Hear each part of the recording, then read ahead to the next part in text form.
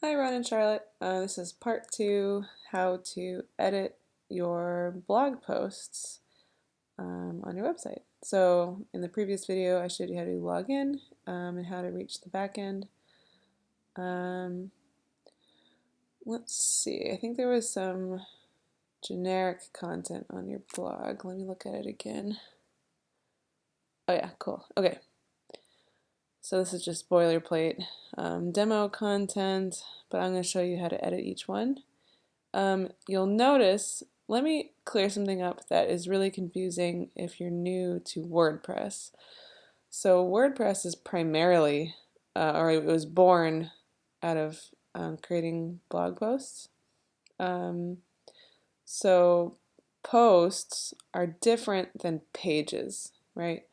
Posts are more ephemeral, like blog posts, whereas a page is more like your home page or a web page that stays a little bit more static.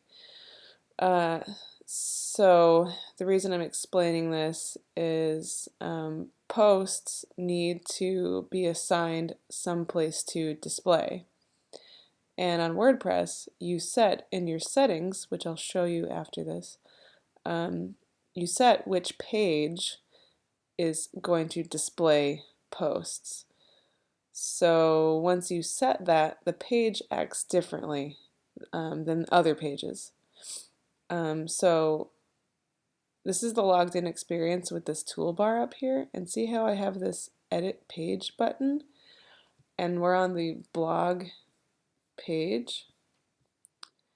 If I click edit page, there's actually not going to be any content here at all. And that might be confusing because you think, well, why does this act differently than other pages? And so this is why. It's because in settings, down in here, settings, reading, you set a page to act as your blog. Like you can call the page whatever you want, but you could, in settings, reading, you can set the page that displays your posts. So if you actually want to edit posts, there's two ways to do it. If you want to edit a post you already wrote, so let's pretend like this is a post that you wrote. Click into it. Now I'm in the post viewer. Now I can click edit post and I can edit the details here. Or of course on the back end menu here I can go to posts. So definitely be sure to understand that there's pages and there's posts, and you should not create posts as pages and or the other way around, because they're formatted differently and they have different uses. So don't write don't write a page that's a blog post, if that makes sense. So posts is here. We can create a new one. I think what I'm gonna do for you, I'm gonna quickly install a plugin that helps us quickly duplicate posts, because that's the easiest way if you're just working from a template. You just want to replace existing structures. So let's see, duplicate post is the name of a plugin I like to use. That's it. I wouldn't mess around too much with installing plugins on your own. Obviously, it's not because it's difficult, but you don't want too many plugins running on your site, so it's probably better to ask me before you start messing around with plugins. So again, probably a subject for different tutorials down the line as you get more familiar with WordPress, so kind of disregard. So that plugin's activated. So now when I refresh this page, oh, maybe it's on this level. There we go. Now we knew that plugin now provided us with this button, copy to a new draft. And this is awesome because say you start creating kind of a post format that you really like you design it one time and then you want all your posts to be that same layout. It's the easiest thing to do now, rather than making every single one from scratch. The easiest thing to do is to click copy to a new draft. So in this instance, this is just this should feel pretty familiar. tab over here to the visual versus text shows you it written in HTML. So definitely probably set this over to visual if you really want to have a clearer idea of what your format looks like. And I don't know why this default's closed, but click this little toolbar toggle, which gives you all your tools, such as indenting and changing color of text, and just a few more tools that I don't know why they hide it here, but definitely click toolbar toggle to open that up. So now you see I have two things going on here. I have a header. Let's look at what this looks like. So this bigger text here is this. And then of course the paragraph text is that. So I already know that I can, if I want a kind of a subtitle to my post, I should write it here. Good practice, of course, is to sum up what the post is about in that first sentence. And then your content can go here. What this more button is doing is, let me explain. So this was created by clicking that button in this spot, which created that. And the purpose of it, let's go back on the blog homepage. See how the continue reading button is there? So we were able to get through this much text, and then there was a continue reading button. So that was defined when I created this read more tag and placed it here. So you don't have to do this. It will just automatically cut them off if you want them to. But if you want to have control over what is the sort of teaser content before you invite someone to actually jump into the blog post and start reading it, like the full thing, then that's just something you can do. This big gray area is a placeholder for a photo, and we changed that in a different way than we changed photos on the other pages. It is here, the featured image. So that's how blog posts handle their main image.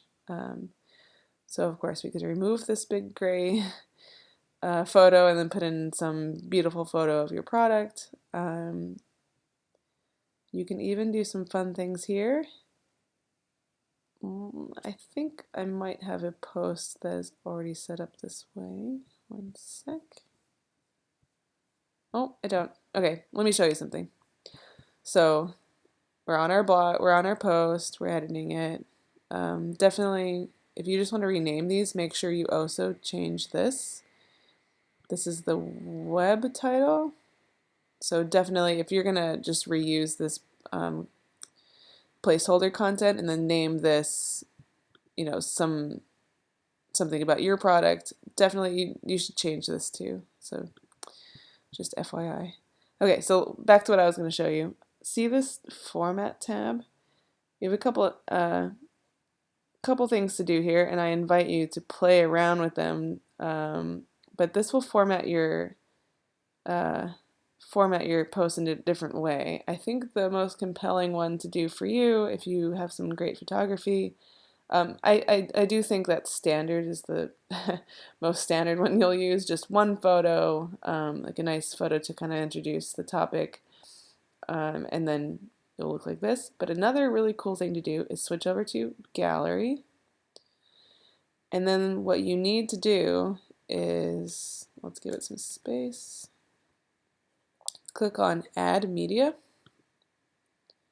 And then over on the left-hand side, click Create Gallery.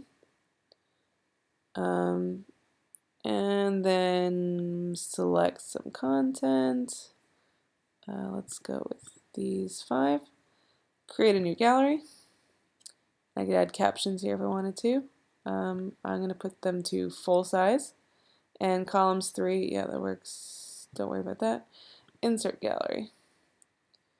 I have my format set to gallery. Okay, update. Okay, and now when I view my post, okay, these, I didn't realize these photos were different formats. It's better to do them all like they're all landscape oriented or they're all portrait oriented, so this is kind of a bad example. But now I have this really cool slideshow. I do recommend that you pick photos that are all the similar size and like proportions. This is why they all kind of look different. But it was so easy to make a really beautiful and animated blog post. So I really recommend playing around with that. And you'll kind of get a hang of what photos look best together, but it's just a really fun thing to play with. I'm just going to leave this one like this, so then you can just go in and change it how you want without having to go through all those steps that I went through. If you really get into blogging, then you might want to consider adding tags, which are more for SEO purposes or the user navigating to, for example, say you have like 5 topics that you talk about. Adding a tag here can help keep that organization together. So if I'm a user, I can just tap on the link of this tag, and then I can be led to the other 6 blog posts you wrote about that subject. Same thing with categories. So it's up to you. You don't have to, if you don't want to organize your blog posts, you don't have to do categories or tags, but something to consider. Please let me know if you have questions about how this stuff works. Other formats, I don't see the rest of them being relevant to you. Maybe video, but it's the exact same thing in which I select video and then I add media and then I just drop in my video file. But if you have trouble with any of these, definitely play around and see what happens. You can always delete it, or you can always, if you remember, click screen options, turn on revisions, scroll to the bottom of the page, and then we see our whole history of publish. So even if you screw something up completely wrong and you don't like it, you could just go back to an older version of the page. So don't be afraid to play around. I know that you probably have more questions, so why don't we just call this series 1 of video and start playing around, and just email me questions whenever you have them, and I'll do my best to answer them quickly, and make another video if necessary. But there's a lot of resources about WordPress. That's another reason why I use it for my clients, because it's just such a well-documented platform. And so many people have the same questions that you have, and they've already asked them to the internet, and the internet has already answered them. So I think this could be a really fun project for you guys to get into. I spent like at least a year figuring out everything, and I found it really rewarding to discover all the ways you can use WordPress. So enjoy. This definitely is not the last video I'm sure I'll make for you guys. I'm happy to make more. Send me your questions, and maybe I could just go down a list and make a little video about how to do these things. Great. Enjoy. Thanks, guys. Bye.